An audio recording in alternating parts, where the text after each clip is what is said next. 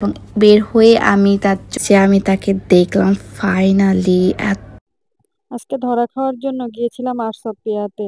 আজকে arts of পিয়াতে গিয়ে আমার সাথে কত কি যে ঘটেছে, লাইফে এরকম এক্সপিরিয়েন্স ফার্স্ট টাইম। এই যুগে এসেও যে এত বড় আর কি এত বড় ভুলের সম্মুখীন হব কখনো কল্পনাও করতে পারিনি। আজকে কি কি ঘটেছে আমার সাথে সেটাই থাকছে পুরো ভিডিওতে। নরিন আপুর এই ড্রেসটা দেখে, এই কুর্তিটা দেখে আমার অনেক বেশি ভালো লেগেছিল।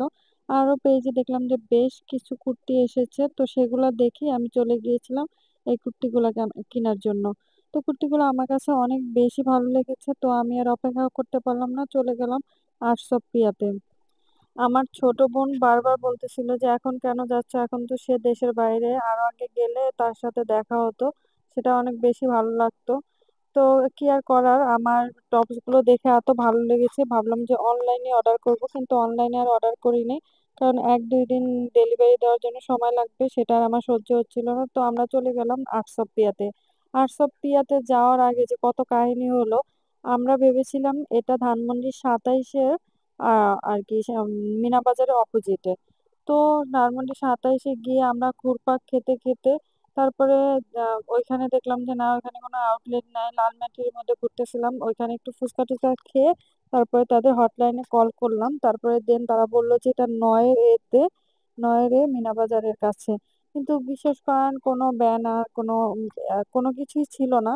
তো এই কারণে আরো বেশি কষ্ট হয়েছিল আসলে।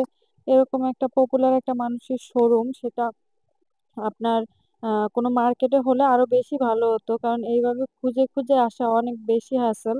তো আমি যেহেতু দেখি ড্রেসগুলো নিব, সেই জন্য আমি দেখতে চলে আসছি।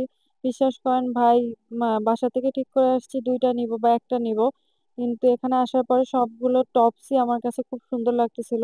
আর আজকে আমার বেবি অনেক বেশি এনজয় করতেছিল, সে আমাকে দেখিয়ে দিচ্ছিল আমি কোন চুড়িটা নেব, কোন চুড়িটা আমার ভালো লাগবে। আর আমি যে টপসটা নেওয়ার জন্য এসেছি, যে নরেন আপু যে টপসটা ভাইয়ের সাথে দেখা করার সময় পড়েছিল, সেই টপসটাই নেওয়ার জন্য আমি চলে এসেছিলাম। তো সেই টপসটা আমি আগেই নিয়ে নিলাম, আমার বেবিও সেই টপসটা পছন্দ করেছে, তার নাকি সেই কালারটাই ভালো লাগে। এখন আমি আরেকটা টপস নিব, দেখতেছিলাম যে কোন টপসটা নেওয়া যায়।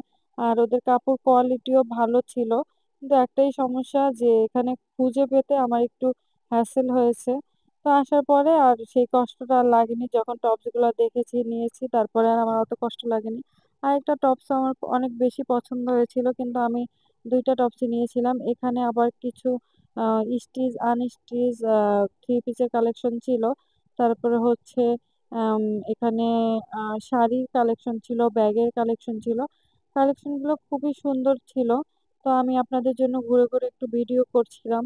আর এই যে চুড়ি চুড়ি বলতে তো আমার অনেক ভালো লাগা কাজ করে। এই যে চুড়িগুলো দেখলাম, চুড়িগুলো খুব সুন্দর ছিল, কিন্তু আমি বেসিক্যালি হাতে তৈরি চুড়িটা নিতে চাচ্ছিলাম, কিন্তু আমার ড্রেসের সাথে কালার ম্যাচিং করে আর নিতে পারিনি। এই যে আমি আটশো প্রিয়া থেকে শপিং করে চলে যাচ্ছি, আর লোকেশনটা আপনারা একটু দেখে শুনে